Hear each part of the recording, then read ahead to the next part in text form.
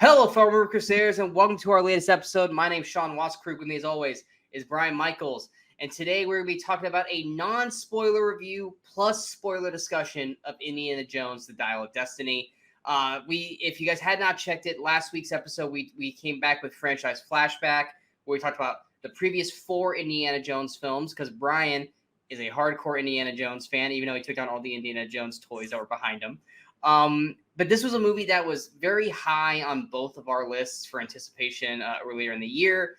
But one of us felt very positive about the movie because of the direction of James Mangold and everything. And the other one was very hesitant and worried. And it wasn't the Indiana Jones fan that was excited to see the movie. It was the one who's not the biggest Indiana Jones fan, which I love Indiana Jones. I just am not Brian's fan level of Indiana Jones. But yeah, Brian, did you feel like non-spoiler wise, just not going into general of it, but were your expectations correct, better, worse, indifferent? Well, I've seen it twice. I saw it a second time today, and so I will say I liked it more on the second view than the first. But overall, I think at this point, it's like I think it just met my expectations. I think at this point, it didn't come in low and it didn't exceed them either. It just came in kind of right where I expected it to be. I think by the end of the flashback episode, we said as long as it's better than Crystal Skull, we'll consider it a victory. But you agree that in that case, it is a victory. Yes. There are things about it that I think Crystal Skull did better. But there are a lot of things that this one did better than Crystal Skull. So overall, yes, better than Crystal Skull. Yeah, and I agree 100% on that. There, as much as you want to, most people want to shit on Crystal Skull, and did not think I was much of a defender of Crystal Skull as I was until we did the flashback episode, and I was basically trying to defend Crystal Skull to Brian, who claims that movie does not exist. I agree. There are things that this movie does really well. I think that's when I messaged you right after we both saw it, and I was like, general thoughts. You're like, save it for the show. I was like, no, I just want to know where your head's I want to know what we're walking into. And I think what you told me was literally almost exactly, without going into great detail, just like bare bones, was exactly the same way I thought. I was like, when this movie is working, it really works well. When it's not working, that's when the movie is like, yikes.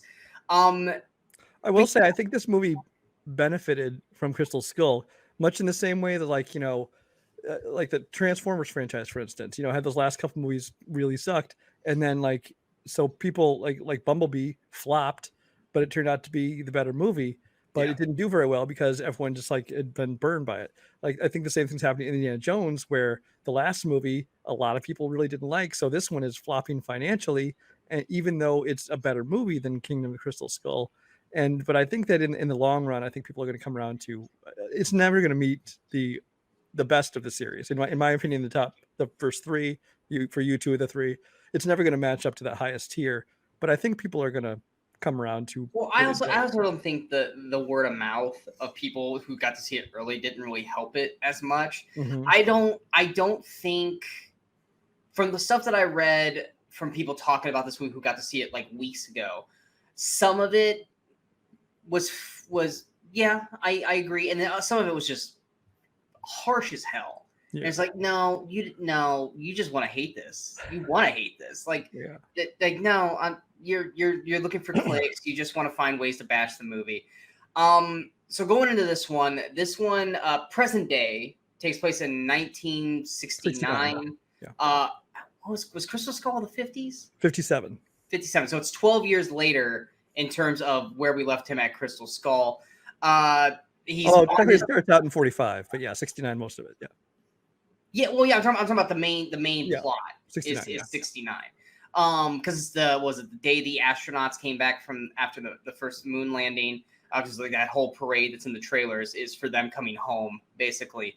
And basically we are arriving with Indy on his retirement day from college, which was weird because wouldn't you retire on the last day of school? It didn't really seem like it was the last day of school. Well, the second time I watched it, I kind of thought about that. It's like I guess they never say it's the day he's retiring. I mean, the fact they give said him happy retirement.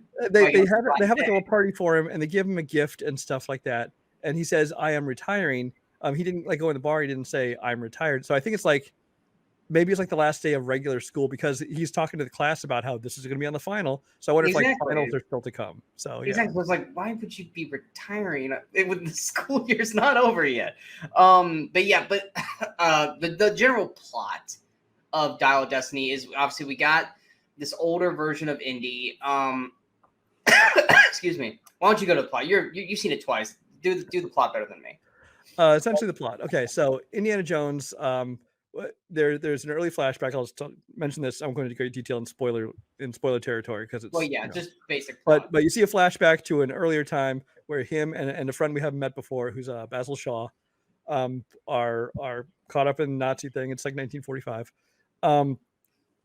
And it's there that we first get our glimpse of the Dial of Destiny, the titular, MacGuffin that they're after, as well as kind of the titular villain, who is Voller, who later goes by a different name, played by Mads Mikkelsen.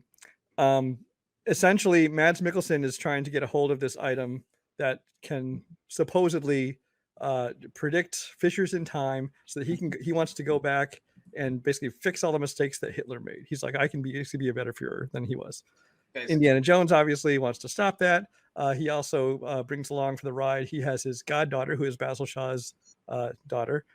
She comes along for the ride, but she has motivations of her own. And I don't know if I can go much more without spoilers. Yeah, that's basically it. I mean, if you've seen an Indiana Jones movie, it basically is following almost the same kind of plot. Yeah. You have the Nazis. They want this old relic thing that's supposed to have supernatural abilities. Indy is trying to stop them and grab it for his own. Has a sidekick with him. There's, crisscrossing and all this kind of stuff happening as well. And that's basically what this movie is in a nutshell without going super, super in-depth into it. Since you've seen it twice now, what would you say would be your non-spoiler general thoughts of this movie? Okay, general thoughts.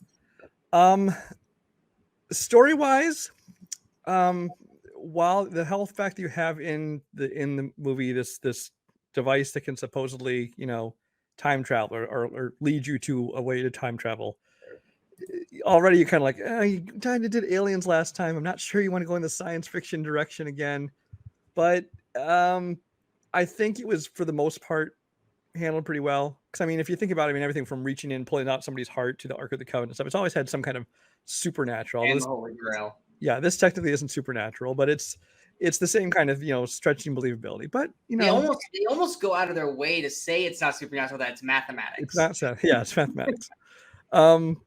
So story wise, I didn't mind that. Where Indy's at in his life, seeing an older Indy. I will say this: I went back and watched Crystal Skull between the two times I watched Dial of Destiny, and I watched him like, man, Harrison Ford looks really young in this movie. when I first saw that movie, I'm like, man, Harrison Ford looks old. But now compared to this movie, oof, because he definitely looks his age. For the most part, he acts his age.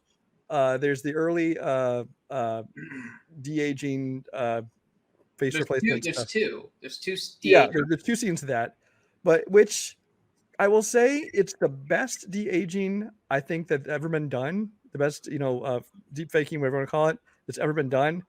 But it's still always that uncanny valley. Even at the best yet, it's like you're never not aware that you're looking at something that's not quite right. But I will say that if you're able to just look past that, because obviously you can't have young Indy unless you want to recast him, which you don't want to do that because we've seen young Indy. So I think that it was fine.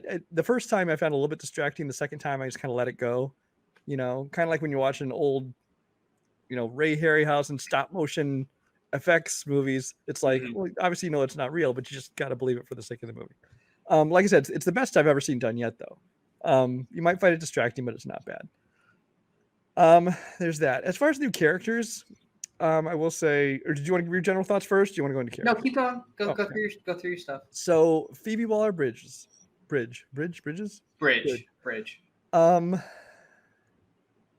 In some ways, I liked her. I in non-spoiler thoughts, I think that I like the actress. I like kind of her attitude. I like her personality. Didn't like her character in this movie. Like, really didn't like her character in this movie. just because of some choices she made. And that made it hard for me to care about her through most of the movie. Toby Jones is not really in it enough to care about. Mads Mikkelsen playing yet another kind of villain. He does a great job as usual. I mean, he's just Mads. Yeah. So he is what he is. Harrison Ford, I thought, actually did a pretty good job. It's hard to be believable sometimes when he gets like, these action sequences. He's knocking out, all these people and escaping from people. It's like, dude, you're 80 something years old. But I mean, I thought he did a fine job. He still seemed to be having fun. I do miss the Spielberg magic. I wish Steven Spielberg had directed this. James Mangold is a solid director, and he did a fine job here. Something about it just didn't feel like it had that Spielberg magic, especially when I watched Crystal Skull again, which has plenty of its own flaws, but it felt like an Indiana Jones movie, and this one kind of just felt like it was missing something. So it's like if Harrison Ford's going to come back, why couldn't Steven Spielberg come back and do one more? I don't know. The John Williams score, possibly his final score he's going to make. It was John Williams, so it's wonderful. But it's like I didn't really notice it that much besides like the main Indiana Jones themes. It's like usually every movie has like some new themes that you recognize. Yeah. And this one I didn't really recognize much as far as new music. Just kind of seemed typical John Williams. But then again, everything he writes is awesome. I've talked for a little bit. You go ahead. Give some thoughts. I'll start with the de-aging stuff first. I agree. I think that de-aging at points looked fantastic. And that was one of the very, very first things. If you remember when we talked about the most anticipated show, because I think it was like the Super Bowl trailer, I was like, ooh, that doesn't look great. But we were like, you know what? It's a trailer. Let's wait and see what it does. And there were points where I was like, this actually looks really, really good until you look him in the eyes. Because he's got kind of the Lion King, Simba dead eyes thing going. Because there's times where like you see the face and it's grimacing and he's talking, but you're looking at his eyes and his eyes. The other thing is also they didn't try to alter the voice. They got old Harrison Ford voice. Yeah, you got 80-year-old Harrison Ford trying to talk like 40-year-old, or no, like 60, 50-year-old Harrison Ford.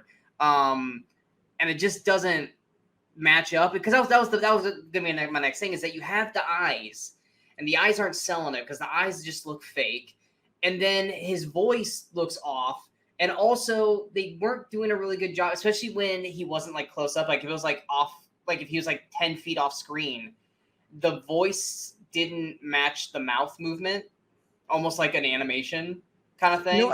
I for the most part, I thought that was actually done very decently, because Harrison Ford was there voicing and doing his own thing.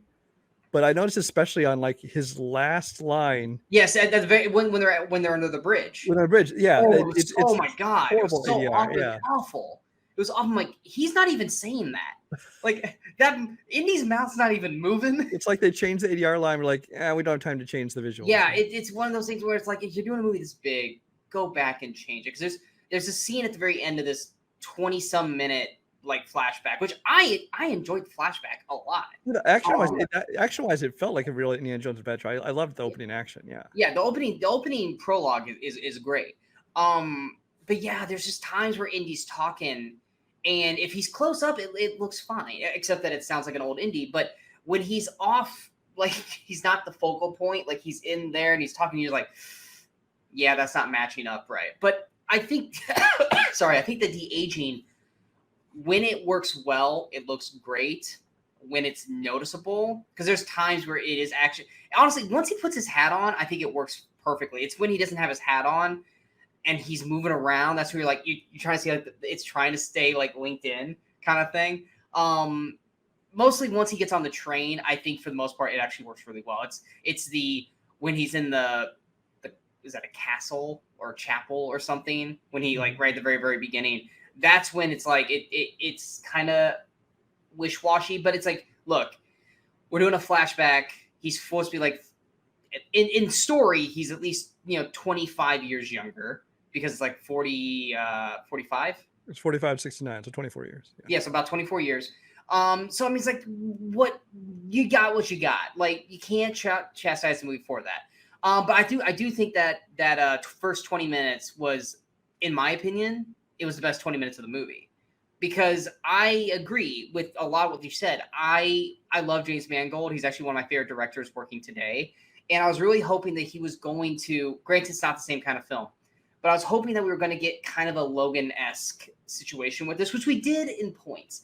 But the thing that it also did not feel like a Mangold movie, if that makes any sense. It's like there's essence of James Mangold in this, but this didn't feel like Mangold was fully directing this film. I felt like there's a lot of hands in on this. And I was about halfway through the film, and I was like, this movie needs Steven Spielberg.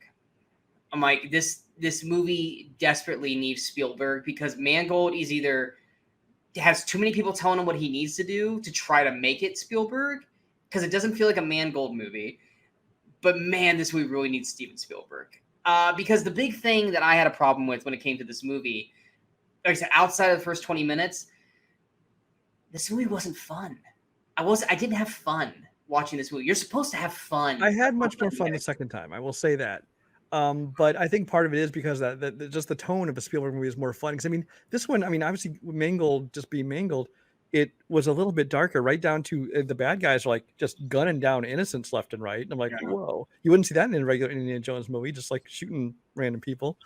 So there's that, and yeah, I mean, I agree about the sense of fun. I also think that just on a completely different note, I just thought of some of the characters they brought in, like Teddy, who he was fine but completely unnecessary. I think he's only there for a certain plot point that happens later in the film, right, which is kind of ridiculous on its own. But I was going to get into this as well.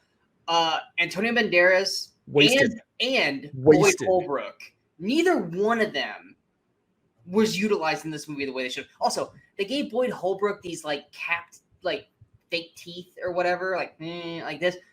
Why? He didn't need that. It was just distracting through this whole damn film with these teeth. It's like, that's not his real teeth, unless he had dental surgery since like Predator and made it, because he just looks weird the whole. I'll be honest, I didn't notice the teeth. But I do agree that I kind of would have hoped for a little bit more from him, but especially Antonio Banderas. I was so mad with how much they wasted him. It's like, why'd you bother hiring him instead of just an extra? Other than he just really wanted to be in an Indiana Jones film. Well, but I mean, if that's the case, I respect that. But it's like, come on. But there was no need for either one of them in there. Boyd Holbrook just plays a generic goon, which we already had the big lumbering guy. We didn't really need Holbrook there as well. We have the big lumbering guy, the requisite big lumbering guys in every Indiana Jones movie, and Indiana Jones doesn't fight him. Because I get that he's 80 years old, but how can you have that and not have some kind of encounter? Yeah, it's like I said, they try so much to do things to make you remind you that this is an Indiana Jones film, but it was those outside of the opening. Outside of that, every time they try to make you remember that this was an Indiana Jones film, it just made me miss the Indiana Jones films. It wasn't doing a good enough job of making me go, this brings me back. It was making me go, man, I really wish, I really miss when this actually worked. And in terms of new characters, Phoebe Waller-Bridge, I'm 1,000% in agreement with you. I think she's a great actress. I think she's a funny actress. Her attitude, her delivery, everything about her works. I wish she gets bigger parts with this as well. It's the writing of her character and the way they utilize her character in the film that I had a problem with. I think with the script she's given and what she's being directed to do, she is doing a great job doing it. But it's the way the character is written and the way the character does things in the film that do not work for me overall. Mads Mikkelsen, I agree. Mads Mikkelsen's playing Mads Mikkelsen in a way. He's one of the best villains walking today. So that's what got me excited, was seeing him in this. Like, oh yes, we got Mads, we got Mangold, Phoebe Waller-Bridge. How can this movie fail? Because it's about 30 minutes too long. It's the longest Indiana Jones movie so far. I say so far. I hope to God they don't do another one. It's the longest one because every other Indiana Jones, I think, tops out around 2:05. Just over 2, yeah. Yeah, and this was 3, so it was about 30 minutes too long. The action set pieces, while interesting to look at, all run too long. And also unbelievable to certain points, especially with an 80-year-old Indiana Jones.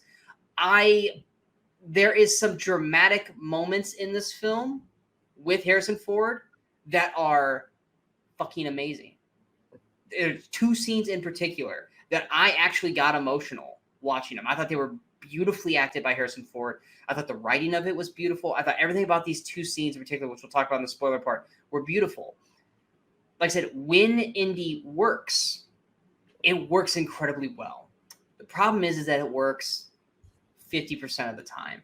And that other 50%, I was just there like this. There was never like this back when you watch Raiders and Crusade and even Crystal Skull to certain points, and even in the last half of Temple of Doom, you're watching, you're just like, and you're just like in awe of what's happening. And this, I was never, except for maybe the first 20 minutes, I was like, oh shit, they're actually okay. They're doing it. And then it kind of went away. The second act, now I don't think it fails as much as you did, because I think I enjoyed this movie more than you did. But I agree it has its stronger moments and weaker ones, and it doesn't live up to the other ones. But it's funny because you talk about the first 20 minutes and how that was the best part, because it's the most fun, and it's like these adventures of like the younger indie, things like that. And because obviously, ideally for me, they would have made those first three and then just let it be. There would never be ideally for everybody, that's what we all ideally. Now, if they were going to make more movies, I'm going to give a real controversial opinion here. If they're going to make more movies, I think now in hindsight, I would have rather they James Bonded it. Bring in a new actor. Different actor playing do younger adventures of Indiana Jones. I don't mean young Indy. I mean like regular middle age, whatever. Indiana Jones, the same age, basically. I would almost have rather seen that than have them made more movies with. So basically, what they were initially going to do when they were going to have Chris Pratt be Indiana Jones. Well, that was never a thing. That was fan casting. That was talked about, but then they saw backlash and it kind of backed off. That was never a thing. Officially, anyway. All right. But that would have been probably what they would have done then, and so they just would have something like that. Chris Pratt or someone doing like more Adventures of Indy at his age in his time, because when you try to put him in these other, because I always talked about Indiana Jones as a serial character. So you take this one from the old serials and you try to put him instead in like 50s sci-fi movie or in like a 60s movie. It's like it doesn't work. It doesn't feel like Indiana Jones. So it feels like a character. It's out of place. Which, like in this movie, I guess that's supposed to be kind of what they're going for. But it's like I would rather just watch The Adventures of Young Indy. And I honestly, I know that's controversial because people are like, no, nobody but Harrison can be Indiana Jones. And I agree. I would have liked to just leave it at the 3. But if they were going to make more, I think I would have rather they did. See, the thing is that they did make more like that. It's called Lara Croft Tomb Raider. It's called Nathan Drake and Uncharted. They are Indiana Jones-esque type of characters without being called Indiana Jones. Mm-hmm. They're doing the same stuff, but they're adding guns, and also, which Indy's not he's not a big gun guy. He will use guns, but he's not like that. So, I mean, those movies are out there, but I think everyone just feels without the fedora and the whip and the leather jacket that it's not Indiana Jones, which it's not. It's not supposed to be. It's supposed to be like Indiana Jones, not exactly Indiana Jones. Well, and especially in terms of like I talk about it's financial, like how it's kind of flopping. Now, it might make money in the long run because it does seem to be catering more to an older audience. Because if I talk to young people now, like I talk to my daughter, people like that, they don't care at all about this. Even though I've raised them, they've seen the Indiana Jones movies and they enjoyed them. But it's like, they're like, we don't care about watching this 80-year-old on an adventure. You know, it's like they'll watch Uncharted with Tom Holland, all these things. They'll watch Tomb Raider. So yeah, so I think that while I think this is really more older audiences are going to go see this, and especially those kind of movies tend to leg out a little bit longer because they don't rush there on opening weekend, things like that. But I think that honestly, just as far as younger generations, don't care about Indiana Jones, and so I think that if they had gone with a new younger Indy, or just like you said, these other movies that are essentially Indiana Jones wannabes or inspired by Indiana Jones, that's more what's successful these days. Go ahead and wrap this into your overall thoughts. So overall, better than Crystal Skull. Not as good as the original 3 in my opinion. I did actually end up enjoying it. Like I said, my score went up on the second viewing. I went up to 4 stars. It was 3.5 stars. So because I really ended up enjoying it. It's never going to be like those original 3, but I mean the action I thought was exciting. If they did maybe drag it on a little too long, like you mentioned, it was nice to see Harrison Ford back in the role again. And aside from some nitpicks and some story issues I have, which we'll get into, I still found myself enjoying it quite a bit. Yeah, I mean and like I said, coming from a true indie fan, that's the best you can hope for right there. Like I said, I grew up with Indy, but I wasn't like in love with Indiana Jones like Brian was. For me, like I said, Harrison Ford, he's trying his best. He's doing his best, and I mean that in a good way. Like he's actually trying with this. So I believed Harrison Ford in every scene he was doing in this film. Like I said, I think Phoebe Waller-Bridge did a great job. Whether we like the character or not, I thought she was actually really good in the film. Mads Mikkelsen could have used a few more scenes for the villain, but I think he's good in what it is. Boyd Holbrook and Antonio Banderas are both wasted. We'll talk about Teddy in the spoiler review. I think the first act and the third act work well. It's the second act in the middle that completely just kind of not necessarily ruins the movie for me, but just really, really hurts the film for me. The emotional beats in this film, when they use them, are incredible, and some of the best indie moments right there in those scenes. But the fun and the magic and the Steven Spielberg-esque-ness of the film is severely lacking. Even Williams' score, like it's there. I appreciate it, but like you, it didn't feel like an indie film to me. Whereas Crystal Skull felt more like an indie film. As wacky as it is, it felt more like it. Now, as a film as a whole, though, this is like agree, it is better than Crystal Skull.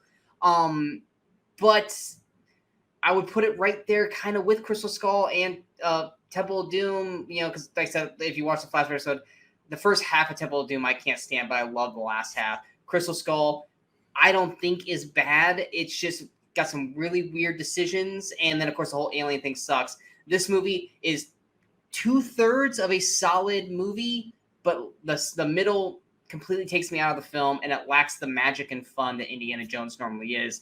I still think it's a solid film. It was fine at the end of the day. It's just, if this is the send-off for Indy, I mean, it's better than Crystal Skull sending him off, but it still just wasn't The Last Crusade. So for me, going to my score, I'm going to give it a 64%. We hope you guys enjoyed this non-spoiler review for Indiana Jones and the Dial of Destiny. If you guys did, go ahead and hit that like, share, and subscribe button to the channel so you guys stay up to date with all the latest videos pop up on the Movie Crusaders. And of course, follow us on all the social media outlets you see below. If you have not seen it and you do not want to be spoiled, this is now your opportunity to bow out. Have a good night. When you have seen Indiana Jones and the Dial of Destiny, come back to this moment and hear us discuss this entire film in full. Or if you just don't care and you just want to hear what this movie is anyway because you didn't want to go see this in theaters, then why are you watching this? Yeah, I was like, I guess I respect that. I don't know. I don't respect that at all. So this is your story. This is your spoiler warning. We're going to be going full blown into it now. 3, 2, 1. You start. You start. Okay. Let's start with Helena. Yeah, let's go ahead and get the Phoebe Waller-Bridge thing out of the so she's going to be his friend's, his cohort's daughter. He's going to be his goddaughter. She's going to get dragged along in this adventure. But then it turns out that she has these motives of her own, where she's in this for the money. She's in this she apparently has a history of like stealing and selling antiquities and old relics. And she wants to basically just do the same thing with this, which she was going to sell this thing for like bidding started at $60,000. $100K. Yeah, it got up to like 100, but it started. Granted, it's 1969. But okay, still. But $100,000? Are we dinosaurs? Are we auctioning off dinosaurs again? Now, granted, she probably also didn't think it was like really Disney thing. She just thought it's an old relic. Well, I think it was more or less because it was half the item. Maybe Yeah. I don't know. But okay, so she's in this underline. It's like, okay, it kind of undermines the character by making her just in it for the money. But I mean, Harrison Ford, Indiana Jones in the past, like Willie Scott, who people hate, she was not along on his adventure for the same reasons he was on the adventure. She was along because she wanted to get a ride home, and she was in it to try and get money. And at one point, she wants to marry the Maharaja and all these things. So she wasn't. But you know what she didn't do? She never actively tried to get him killed. Yeah. She never locked him in a room with people that were already pulling out guns and trying to shoot everybody and leave no witnesses. She also didn't almost abandon him to get eaten by eels. Even by eels. At the auction, when everybody starts pulling out guns and shooting, and she steals him and just tries to leave him behind and get him killed. But there too, it's like, this is somebody who was your godfather, who apparently you have some sort of connection to. I mean, they had nicknames for each other and everything, and so they at some point had some kind of emotional connection. And yet she's just like, whatever, let him die. I don't care. You survive. And of course, by the end of the movie, she's seems like she kind of cares. But even well, I mean, well into the movie, almost to the end, she's Yeah. still just kind of in it for the money. You still have that conversation with her and Teddy, like, I'm still in charge. Yeah, I'm still in charge. Like, Don't worry, no, we're still going to sell stuff, things like this. And that's yeah. like 2/3 of the way through the movie. And so it's like, I don't like this character. I don't care for her. I don't care what happens to her because, like, dude, you tried to screw Indy. We already don't like you. That was the main problem I have with this movie, is that she's an unlikable character. And then Which is weird because her personality is very charismatic. She's fun to watch and listen to, but it's like, no, because I know what you want. You didn't have to make the character this way. Yeah. You didn't. You didn't have to make her character constantly be about the money. You could have had her, because she basically, and another reviewer brought this up, and I like, you got a point there. She's basically Belloc to a point. She's in it for the money. She's in it for the glory of it, and not the actual thing that Indy and her father was in for it. And the problem that I got towards the latter half of the film was that it almost felt like Mangold went, wait, we are supposed to like her by the end of this movie. So it kept going, whatever the plot. It's almost like when you get with certain movies, it's like, oh, what superpowers does this person have? Whatever the plot needs them to have at that given moment.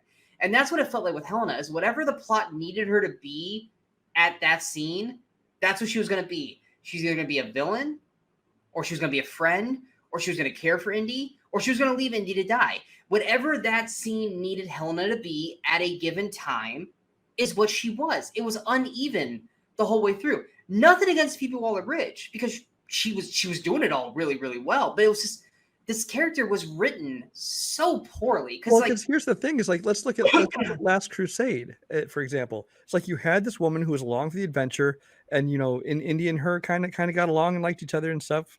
And so you kind of root for her, and then it turns out she's a villain. She takes that turn, she's a villain. Okay, fine, she can be a villain. But in this one, it's like, well, she's kind of a villain because she's trying to get Indy killed, but we still want you to continue to like her. It's like, even the Nazi girl in Crusade didn't really want Indy to die. She just couldn't interfere, or she would die.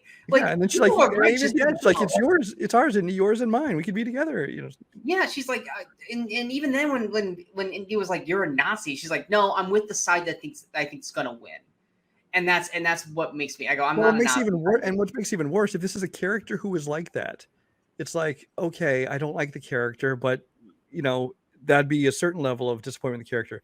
But there's a character that has this history, this basically familial connection to him, and you make that character like this, it's doubly as bad. Well, exactly, because the first few scenes you have with her, she tracks down Indy. She's all about the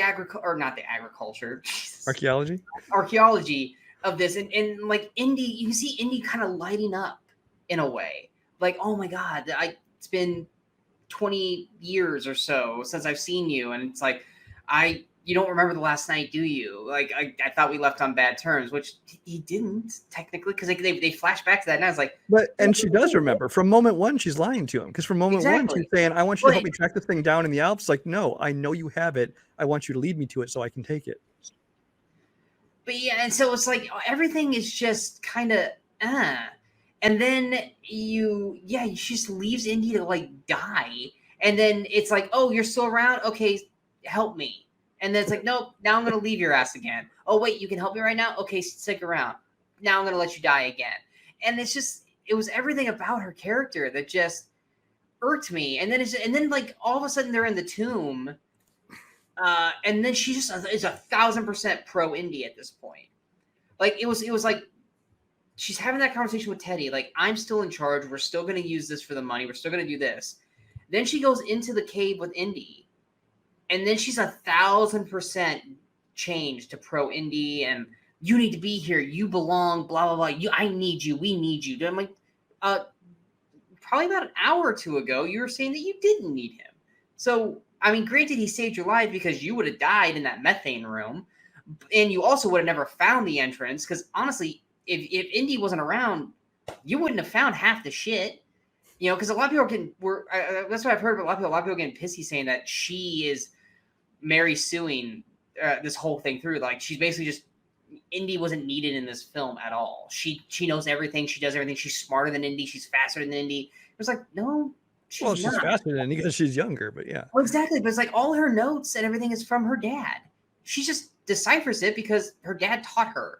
She doesn't know that to burn the wick thing to get the dial. She knows like the entrance to go into, but then she doesn't know to follow the crescent thing. She doesn't know how to get out of the methane room. She did without Indy, she wouldn't have gotten as far as she did. Yeah, so I don't agree with the Mary Sue attacks. No, it's stupid. It's anytime you get a female character that's just intellectual enough to the point where she can be kind of commanding of a role, people just jump on. It's the whole Rey Skywalker thing. It's like, look, there's nothing wrong with it. Just let him do the.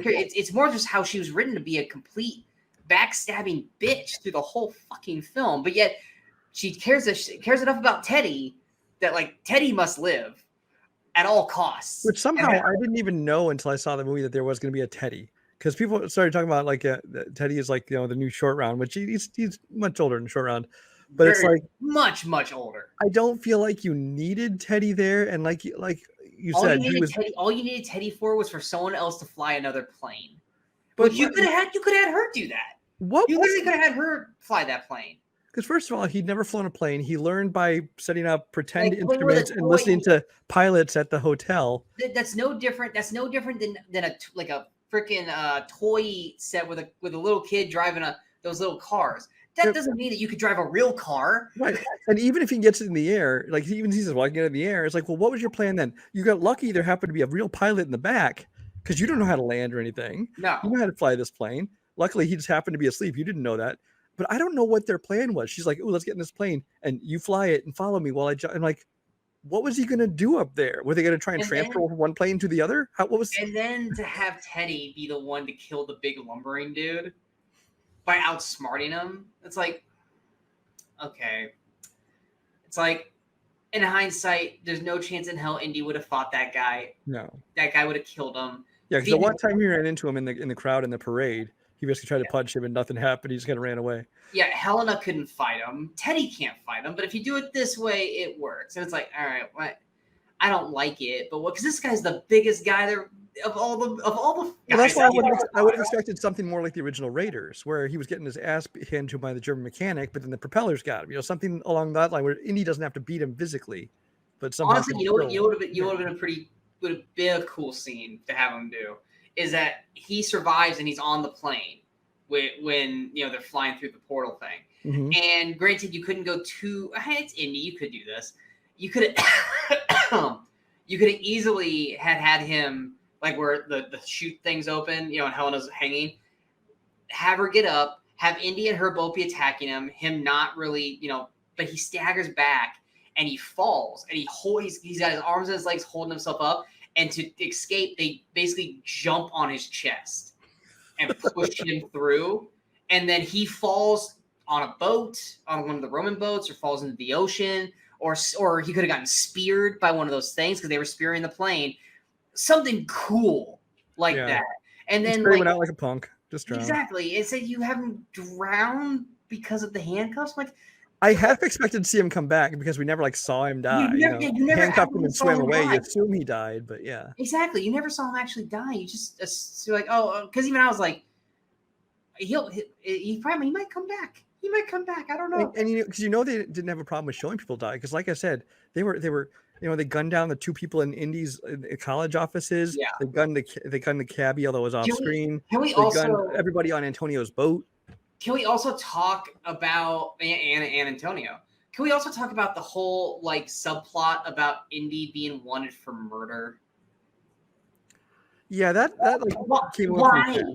I guess just because his fingerprints and I guess in the blood you had to on the phone, and it was almost like you just had to give him a reason to leave and not stay. That was his only reason. He was like, I'm going back for the dial. No, you're not. You're leaving because you're wanted for murder. And it's like there was that subplot about him being one for which they never. Okay, he's innocent apparently. Not to mention the whole CIA. What was the actress' name? What was the point of her? You didn't even need that. First of all, the whole thing of you find out it's like the CIA is helping Voller / Schmidt because he basically got them on the moon. He's like the NASA scientist who got him to the moon. But it's like, so, but then why are they helping him do Get this? the dial. To the point of, and they said something like they're just trying to keep him happy. But it's like, I don't think they do that to the point of killing for him and stuff. And like there's one agent, the black girl, who's unfortunately I don't have her name in front of me. Was that I'll look it up. Agent Mason, Shawnette Renee Wilson. Agent Mason, who she's like, hey, we can't do it, but never does she stop him. She's like, oh, there's like, oh, they said no witnesses. I'm like pretty sure the CIA wouldn't be okay with you killing people just to get a random relic to keep him happy. And it's like, but then she's the one person resisting, and then they kill her off. Just like, what was the entire point of her character outside? You know what it was, and I'm sure it was diversity. And now I'm not saying that diversity in the movie is a bad thing, but I feel like looking at the rest of this cast, they're like, oh wait, we need to have a black person in here. So they gave a black person a character, and it's like you could have given her a more meaningful character. Without you have someone in there who wasn't just the waiter guy who brings Mads his food. Right, because this character is kudos to that guy for not just telling him to fuck off when he was my God. But I mean, I understand if you're thinking, you know, oh, we don't want to have this all white cast, but like then give him something worthwhile to do. Don't just have her there to get shot. Like once she got shot, I'm just sitting in the theaters going, so what was the whole point of this? Because you could have done this entire storyline the exact same way and left the CIA thing out of it, because they really brought nothing to the story except just added extra shit that wasn't necessary. Well, and my thing is, okay, so the CIA is apparently not okay with this because they on the phone they called and told Agent Mason to, like, you know, stop him. But it's like, so with Boyd Holbrook and the big lumbering guy who was German, I don't know, maybe what. Why were they still with him? Is he paying them or something? Assuming that they were just Nazi. They're his personal bodyguards. Were they Nazis to start with? Was because like Mason seemed like she knew Boyd, but wasn't like with Boyd. Like I thought Boyd was a CIA agent. No, I think Boyd was like a part of Matt's group. Because like when she was like, "What are you doing?" She's like, "I don't work with people like this." And it made it seem like she was not a part of them. Like Boyd wasn't with her. Boyd was with Matt's people. Okay. And she was like the CIA liaison who was there to kind of keep everything checked. But it's like, once again, if you're CIA, also, why are you also then framing Indy for murder as well? Because she could have called that shit off right away. None of that stuff. Not to mention that one horribly acted, "You're the guy. He's the guy." I was like, oh my God. But yeah, so you have this subplot with Indy being framed for murder, which he effectively just went away because he came back home and nothing happened. You have the CIA agent storyline that went nowhere. And then this is the other part that really irked me. And it at the end of the day, once again, it wasn't needed. Was why even shoot Indy? Why? There was no need to shoot him. He's 80. You could have had him be frail and injured because he's 80. He's getting thrown around an airplane. He's getting punched by big dudes, all this shit. There was no need to shoot him because, I'm sorry, Indy would have been dead way, way, way before any of this crap would have happened. So you add this element of he's bleeding out, but it's like he's an 80-year-old man. He's being thrown around in that airplane. They land not the greatest on the ground. And he's still okay, and then you still had time to knock his ass out, carry him back on another plane, fly him through the portal, and he still survived. Maybe if it was an Indy from Crusade, or even maybe Crystal Skull, he could have survived that. No, there's no fucking way 80-year-old Indy survived that gunshot wound. So although to be fair, it was a shoulder wound, it didn't hit any organs, so. As many injuries as Indy has had throughout the years, that gunshot wound could have been a death blow. But because like he's getting punched on the plane, he's getting thrown around. There was no need to shoot him. The gun, the shot in the shoulder, and it wasn't even the shoulder, it was more like upper here. This served no purpose other than just to tease that Indy was going to die. And then at the end of the day, you ended up not killing him. So then what the fuck was the point? You didn't need to shoot Indy. He's an 80-year-old man. There was no reasoning for it.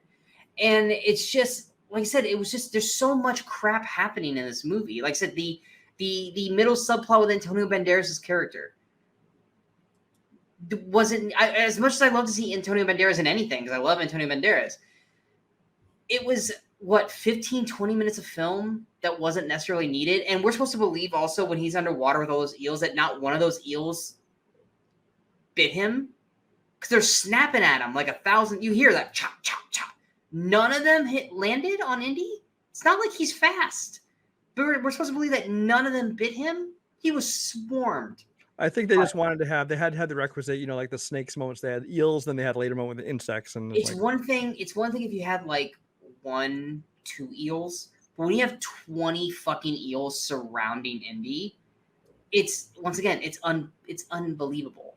Can we also talk about how, like, granted, maybe it's because it was 1969. Which, by the way, just for clarity's sake, the character of Indiana Jones is 70 years old in this movie. He's 70 in this movie. Yeah. Still.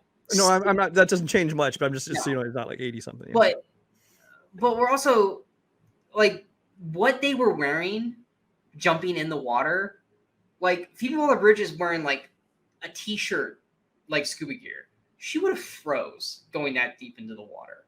Like it wouldn't, like the pressure alone. She couldn't wear that and be fine with that. They didn't go that deep. They went like 300 feet down.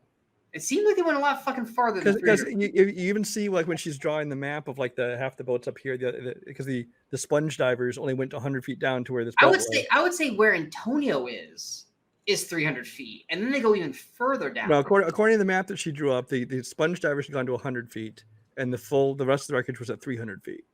And because even then you see it's not really that far. They can like see the surface of the water, so it's not like they're doing a Titanic dive or something. I still wouldn't wear just a fucking t-shirt, basically a t-shirt thing. They're also going down there for 3 minutes total, so yeah. Which also they were down there way longer than 3 minutes. It's like if you have to put a fucking timer on something, have it be the length of the fucking scene. Like seriously, that is one of the most annoying things in films for me. It's like we got 5 minutes, but then the scene's like 10 minutes long. It's like, look, if the scene is going to be this long, then just have that be the timer. Like, just stop. Like, don't say you can only get down for 3 minutes and you're down there for 8 minutes. Because, like, oh, well, they're dead. They're dead then. And it's like, oh, no, they're not. Well, then why'd you fucking why'd you just say 8 minutes? It's not just this movie. It's a lot of movies that do that shit. It annoys the fuck out of me. But, yeah. But, what did you think of the twist? Like, the actual going back in time? So I actually liked it. I didn't mind it. Here's the thing. They start heading back, and you see the time fisher and whatever. And I was literally like, it's like when I was watching a horror movie. I'm sitting there going, oh, what are they gonna do? What are they gonna do? What are they gonna do? Calculate the continental drift. Yeah, and I have my hands over my eyes, like, oh, where are they gonna end up? Or that, I'm like, I don't know what's gonna happen, because I don't know why I didn't just see the clues ahead of time. I didn't see it either until they got there. I was like, and they got there and like, oh, okay, because even when they said that the propellers on the dragon carving and then the watch on Archimedes, and you're like, okay, yeah, he's used it before. Would have caught that the second time watching it, but like now that you bring them, like, fuck, she did say propellers on the fucking. Yeah, second time you watch it, and, well, even the first time after that scene, after you saw where they went, I'm like, okay, now I get it. But the second time, I'm like, it just seems like they hinted at a lot more, because it was that, and then as soon as you saw Voller dressing up in the Fuhrer outfit, you saw they zeroed in on his watch, which was the same watch, and then he saw Harrison Ford kind of notice that watch specifically. It's like there's all these clues I don't know how I didn't pick up the first time. So I just assumed the watch on Archimedes was like, oh, so he actually did travel. That's what we thought. But then, I said, the second time I noticed that they really zero in on the watch that Mads is putting on. That's the watch that he takes, obviously. Like I said, first time watching, I didn't catch that. So there's that, and as soon as I saw where they went, I'm like, okay, I guess I just got to go along with time travel now. And it's like they're here. But then when I thought they were going to leave him there, I was just like, oh, don't end it this way. I don't want him to stay there. I know he wants to become part of history, but like she said, you'd muck up history if you stayed behind. Well, it's like if you stay behind, and you'd probably get killed. If you stay behind, then the Nazis get the Ark, the Nazis get the Grail. Also, you stay behind, you're dead very soon from your wound. You're going to die right there on that beach in 10 minutes. Plus, Mutt doesn't exist either at that point, which is the exact opposite of what you wanted to do. if the dial worked. Well, Like, now we're getting into the whole Back to the Future, does it change the future kind of thing. So I'm not going to get into that stuff. But it's just as far as I'm glad that they didn't leave him back there. I'm glad she punched him out. yeah, but I also didn't like how they just knocked him out and then he just woke up in his bed. I actually liked that because I don't want to watch the whole travel back. You know. No, it's just more or less like, are we supposed to buy that she dragged his ass all the way to the plane? Got her, the pilot, and Teddy together. But like, even Archimedes and his 2 soldiers, bodyguards. But they said that the portal was fucking closing. It seems like they needed at least another 10 minutes. But like the 5 of them could rush him in there. To drag his ass up there, get a runway, to shoot up in the air, avoid getting shot at again, and get all the way up there. There was like, once again, you say you put a time limit on these things. This shit irks me. I did like because there's the whole thing about the continental drift, and that's why they ended up here. And it's like, but then Helena points out, like, no, this was a forced deck. This was always only going to bring anybody back to this point in time. And here, he basically made that to bring it's a beacon to bring help to bring people back to come help them drive away the Romans or whatever. And so it's like I did kind of like that, but then the whole continental drift argument is completely null and void. You could always just say that she didn't know, that she just says that's what it was. Because once again, that brings up the argument that everyone thinks that she's smarter than Indy. And it's like, no, it's just maybe that's where she thinks it's going. I honestly think it would have been better if they didn't have the whole continental drift discussion, if they just went there and he's like, oh, cool, we're here. And like, wait, those aren't German votes, that's like, old Roman votes. And they realized they were there. And like later on, you realize, oh, he sent this out. It's only ever going to bring somebody here. It didn't matter. And I think that would have been better without just shoveling. I mean, it's a tiny thing, but the whole continental drift thing is pointless. Well, yeah, because at that point, you're just giving the heads up that they're not going to be in Germany. Which I think would have been a better surprise if it without the conversation, Yeah, I agree. Because once again, that's the problem with this movie is that they have so much unnecessary stuff in this, like the big car chase. It's shot very, very well. It's a very good car chase, but then you had to add the element of like Helena's boyfriend. Her ex-boyfriend, it's like a third group to be a part of the chase, and then that just ends as well. You have this whole subplot where Helena's wanted by this cartel.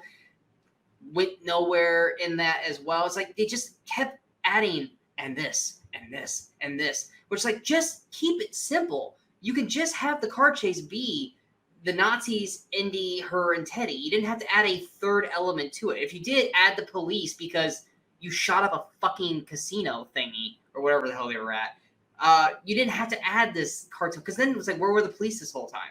Which didn't they show up and then didn't they run away? Well, first of all, the police there, she'd already paid off some police. She mentioned that she already paid off police. And then didn't they run off when? But then the police showed up. But then when the cartel showed up, they're like, "Ooh, we're out of here." Because obviously but they must be like, either afraid of them or on their payroll. You could have just had the police be chasing them. But then, of course, then you're like, why aren't they still after them after they crashed the fucking little bike thing? But it's just, there was just so much added extra shit. And then once again, you have that moment where Antonio dies, and so mad. Yeah, I was so. I love Antonio Banderas. I think that he has not been able to be featured very well in a role in, I don't know. That's not Puss in Boots. That's not Puss. In decades, he has not been used properly. He wasn't used properly in Uncharted. Yeah, and he's on the fucking poster as like a prominent character. And it's like, and they bring him in. I'm like, oh, cool. Antonio's finally here. And I knew I didn't see him much in the trailer, but I'm like, oh, they must be. I'm sure there's more to it. Nope. He basically shows up, says, "Hey, Indy," and goes on a short drive with them, and then he comes up and gets shot, and that's it. And I'm like, he's basically just doing his Puss in Boots impression for most of it. And if you had just some nobody in that role, I mean, fine, that's fine for that character, whatever. But don't tease me with Antonio Banderas. And maybe because the actor's not available or he's dead, I don't know. You could have had I'm blanking on the character's name, but the guy who ran the boat from Raiders. That's solid. Captain Katinga. Yes, you could have had Captain Patenga be that guy. And, because maybe over that time, he's now doing that shit. Because he is a friend of Indy's. But no, you had to create this whole new character of Antonio Banderas. That didn't bother me so much, because I think if they put in Captain Katinga, it'd be like one too many, like, oh, here's another character, here's another. I didn't want too many of those member berries. It's a water-based thing, though. But if you're going to do him, don't waste him. Yeah. Yeah, so you kill him, and then you have this moment, and then you have to have this moment where she's celebrating. He's like, my friend just died. And it's like, yeah, but I mean, we're sad because it's Tony Banderas. We have no attachment to this character. Now, if it was like, I did like that moment though, because she's celebrating. He's like, dude, my friend just died. I'm glad they at least acknowledged that. Yeah, and I'm glad that she like chilled her fucking self down. It's not like, because they could have doubled down with her going, I don't fucking care. It's not my friend. Because that's the way her character was the whole fucking movie. She didn't hear about Indy die, and she's not going to hear about your friend dying. As long as it's not Teddy, I don't really give a shit who lives or dies in this thing. And that was the whole problem with this movie with her the whole way through. But you have, like I said, it was just too much tacked on shit throughout this whole film. They could have simplified it, and it would have been tighter, 30 minutes less as well, but just a crisper Indiana Jones movie. Because even when they were in the caves, just I don't want to say tricks, but like the puzzles and the booby traps and stuff like that. It's like they still, by indie standards, were just kind of meh. You know, it's just like there should have been more to that. There really should have been more. Like, this is Indiana Jones. You're a Tomb Raider. You're a treasure hunter. But you're not. Like, did you notice that they cut that one part out of the trailer with the stick? I haven't watched the trailer since I saw the movie, so I'm not sure. There's some scene where him and people on the bridge are like pushing a stick and like knocking a big ass rock over. Oh, I don't know. And that's not in the movie. So, clearly, it's in that scene. Like, that's supposed to be something, because they like push this big stick up and like knock a big boulder over to like get to this one area, and like that's in the trailer. It's like, well, okay, well that wasn't in the fucking film. But in terms of the two big scenes that I think that really, that I loved, is you do have that moment where Helena goes, if the dial does work, what are you gonna do? You're gonna go back and do this? And then he goes, no, I'm gonna go back and tell my son not to fucking go to war. Because that's the whole big question that I had through this whole movie. Is like, don't pretend Mutt doesn't exist. Don't just go, oh, Mutt's off somewhere. No, we need to have a reason why Mutt is your son. We need to have an explanation. And when he has that moment, I'm just like, oh shit. Okay. Yeah, not only that Mutt's dead, but that his mother was stricken with grief, and he couldn't do anything to console her, and that's what ruined the marriage and everything. And granted, I didn't catch this. Dan Merle caught this. Isn't that also Han Solo, Princess Leia, and Force Awakens with Ben? Largely, yeah. I mean, Ben didn't die, but yes. Yeah, it's the same fucking thing. It's the same fucking plot. But this one worked better for me because Mutt died. but he brought that up, and I was like, son of a bitch, it is the same fucking plot line. Son of a bitch. But it's not like a hey, it's like, fuck, that totally is that in Harrison Ford's contract that has to be the subplot? But that was still a great scene, because Harrison Ford is breaking at that point. And I believed that, because like I said, it's been 12 years. We don't know when Mutt died. We just know he did die. Granted, when we started the movie, we see the divorce papers, so we don't know how long it's been since he died. Because the implication is Vietnam War. But the U.S. entered in like 1965, so it's within the last 4 years. So that means that if that's the case, let's say if it started in 1965, let's say he went right when it started. That means Indy did have about a good 8 years with Mutt. And so we had that. There is that's establishment in there in terms of character. Now, granted, if you didn't like Crystal Skull and you hated the Mutt character, you're probably like, good, no Shia LaBeouf. But I was like, no, this is an important moment for Indy, and I loved how Harrison Ford acted that scene. Like, it made me go, fuck, man, like that's like he could have said anything, but the one thing he wants to do is to tell Mutt not to go, because it would have. Now, granted though, as much as I love that scene, that's a heavy fucking thing to say to Mutt. Don't go to war because you're gonna die, and if you die, your mom's never gonna forgive herself, and then you're gonna get divorced. It's all gonna be your fault. That's a really fucking heavy thing to say to Mutt, right there. Which, and knowing Mutt like we do, it's like first of all, he already enlisted just to piss his dad off. Yeah, it's like But then also now he's gonna be like, well, now I know that. No, I'm not gonna be. My fate's not written. Yeah, like Mutt still would have died. You've had to have handcuffed Mutt to a chair or moved him to a different country. But it's just like that would have been. That's what you're gonna tell him. You're gonna tell him all that. It's like, Shia LaBeouf's gonna be like, no, fuck you. I'm still going. but and then of course at the very, very end, because like you said, and I was talking to you about this, I was like, we knew Karen Allen was in the cast list. But I was like, is it literally just because her picture's there? Because sometimes they do that. They'll have somebody. Because they did that with Connery and Crystal Skull and Brody? Denham Elliott, yeah. Yeah, they did that with him and Crystal Skull, and they weren't in the movie. And so, and I even love that moment at the beginning where he looks at the divorce papers and he sees her picture and he has to cover her face. And because he just can't stand to look at her, which then I loved it even more when we see her and like he's like slick, just like moves the magnet back. I was gonna go, I see you. Nope. I saw it twice and I didn't notice the magnet. That's clever. You didn't? Oh no, I knew that right away. Like, because as soon as she's putting like was it the ice cream or whatever in the freezer, he's like, what are you doing here? He moves it down. I was like, because the whole time thinking, Indy, move the magnet, Indy, move it. She's gonna see that. He's just like, I love that moment because if you haven't grown up with Indy like we have, it's not gonna hit the same way. But seeing her and seeing that she's acting like everything's okay, and then so I heard you were back.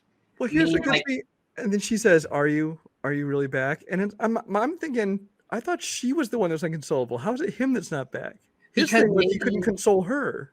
Because maybe he was putting up that front, and it was him. Maybe because Mutt enlisted to piss off Indy. So Indy, much like Han with Ben, he takes the blame for that, and he probably pushed Marion away because he was riddled with guilt, because it was ultimately Mutt enlisting to piss him off that effectively led to Mutt's death.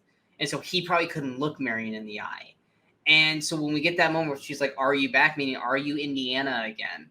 And you just, his face is just like this broken ass old man, and who's so happy to see her. And then the callback. I was like, a lot of people go, oh, nostalgia. I was like, no, this is actually a good. Well, here's the thing: the callback was fun. I liked it, especially because like the moment you realize what they're doing, like, oh, I can see what you're doing here, and I liked it. But at the same time, I'm thinking, did they really remember what they said at that random moment back in 1936 or whatever it was? I'm like, we'll see. Probably, yeah, because of the adventure they went on, and it led to their first kiss back since the whole thing. But no, it's like that moment, like I actually got like teary-eyed at that moment. So I was like, yes. I was like, Indy's gonna have a happy ending. He's not gonna be killed off. He's gonna live out his days with Marion. You know, I didn't like they had to do the whole hat grab. Well, here's the thing: the thing is you kept hearing from people that had seen like, oh, it's such a fitting ending. It's just, you know, it's not like the kind of the other movies where they left out. This is a definitive ending. This is going to be the end of his adventures. They put a great cap on it. It's a perfect finale. It's like, this one doesn't end any more decidedly, no more final than any of the other movies. Because first of all, even besides that, it's just like, okay, he's back with Miriam. That doesn't mean he's not going to do anything more. I thought they were implying he's going to die or something, which I'm glad he didn't. But it's like, there's nothing final about this. And then to add on that moment when he grabs the hat, that's almost like indicating like, oh, I'm going on another adventure. The only way I can make that not be about the adventure is that he grabbed the hat because he was going to go have sex, and she wanted the hat. She's like, "Hey, get the hat. Put the hat back. Put the hat on." That's how I'm justifying it. Is so that way we're like, "Oh, he's not saying I'm back." His revenge. Like, she's like, "Grab the hat." His dick ain't working no more. He kidding. It's Harrison Ford. It works. It's the one thing that doesn't hurt. Where doesn't it hurt? It's the one bone that hasn't been broken. But yeah, it's just like I said, there are great moments in here. There are, but there's just a lot of unnecessary, just bloated stuff. Yeah, as much as I've nitpicked it to death myself here, it's like overall, like I said, especially on second viewing, I found myself really enjoying it. It did feel mostly like an Indiana Jones movie, although you are missing the Steven Spielberg kind of touch to it, and especially if you watch another one right after this. Like I said, I watched Crystal Skull, and I can't imagine, especially if I'd watched one of the other three before this, I'd be like, yeah, it's really missing that. Like I said, that's what I did. Is I watched all four, mm-hmm. Like 2 days prior, and that's like as I was watching, I was like, Yikes. Okay, this is missing Spielberg. But I mean, but to me, I still enjoyed it. I had a lot of fun with it. I rated it. I mean, it's not a perfect movie. It's not like number one of the year or anything, but I enjoyed it, and apparently a little bit more than you, but it's fine. And my dad, who like you is a diehard He's indie old? fan. Oh, okay. Yeah. Not as old as you. I mean, you're not as old as him. I mean. Oh, okay. I was like, really? Yeah. Oh, No. But I mean, he loved it. He loved it. And that, to me, that was the most important thing. Because at the end of it, he's like, "What'd you think?" I was like, "I'm still processing it." I was like, "What about you?" He's like, I loved it. I thought it was great." I was I like, will say after the first viewing, like you asked me, and multiple other people asked me, like, "Yeah, what'd you think of it?" I'm like, I don't know yet. I can't. I need time to figure out how I feel about it. That's why I wanted to try and. I'm glad, like you said, we delayed it because I wanted to try and see it one more time and manage to get it in today, so I could fully process my thoughts. Yeah, because I mean, like, granted, and you've seen me because we watched Cinemaschism. When I don't like something, you know when I don't like it, because I'm like this. I was never like this while watching it. I was just kind of just watching it, like, just waiting for a little bit more. Yeah, I was just like, oh, okay, like, this is fine. Like, I'm not really having fun. I'm not enjoying it. I'm not hating it. Like, this isn't bad, but it's like, except for, wow, they really don't know how to fucking do Helena's character. Like, that's like the one. And then when Antonio Banderas died, and the CIA agent, I was just like, I kind of did like the Jackie Chan, like, I was like, what the fuck was the point? Well, because here's the thing to me is because like there was a whole backlash with when they thought that Mutt might take over as the new Indiana Jones essentially, and first of all, just making like that greaser character and stuff just didn't work, and people didn't like it, and I don't blame Shia LaBeouf, but you didn't want to see that with Phoebe. If they had made her a more likable character, I could see them saying, "Hey, we're not going to be the new Indiana Jones," but I could see them doing like a spin-off of like her, and fine, bring Teddy along if he wants to, and they could make, whether it be Disney Plus movies or shows or actual movies, they could have done something with the character, but because of the way they wrote her, it's like, no, we don't want to see any more of her. Yeah, I don't. They would have to do almost like and they can't do a complete rehaul of her character, because then that shows that they realize they fucked up. Yeah. And then we're gonna have to get it.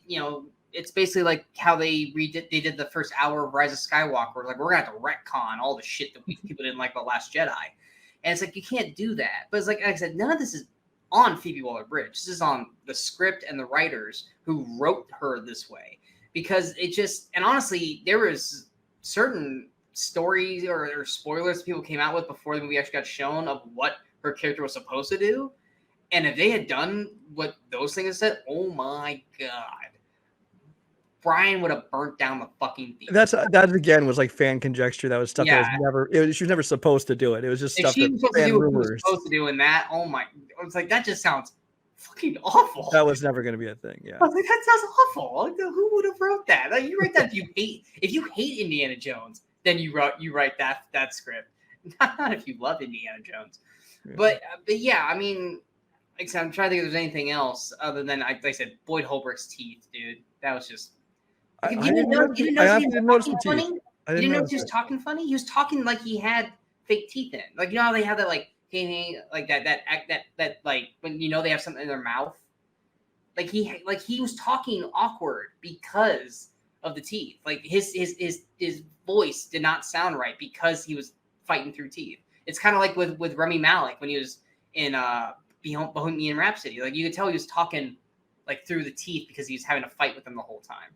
It was it was distracting the whole way through. But not that Boyd Holbrook's a big star, because he's not. Like, you name anything outside of Predator and Logan, you could. But talking about most people, name anything outside of Predator and Logan that you've seen Boyd in.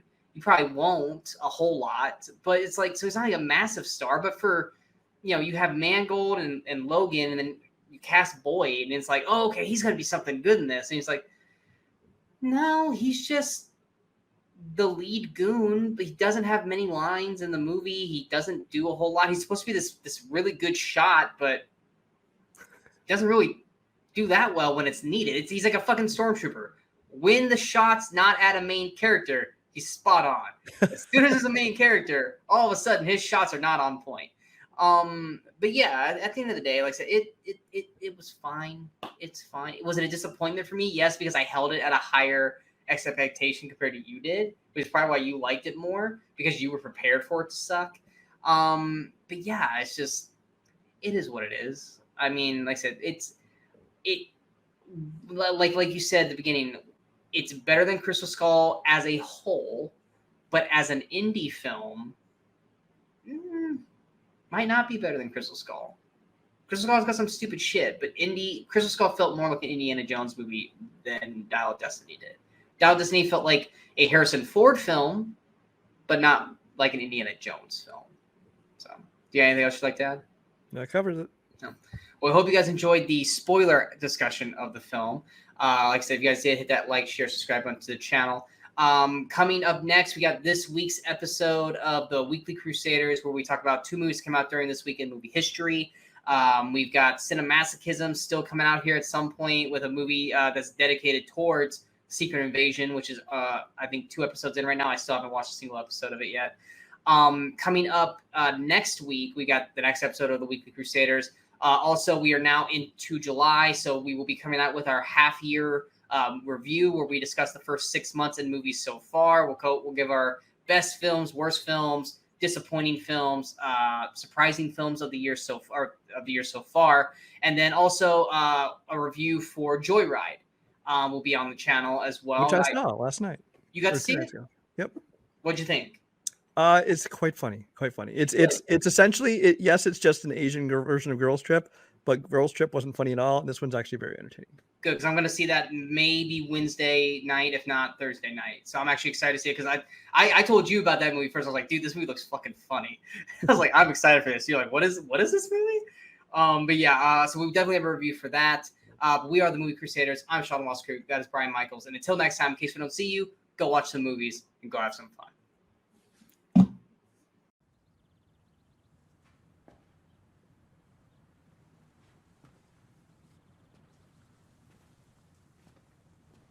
You're still here. It's over. Go home.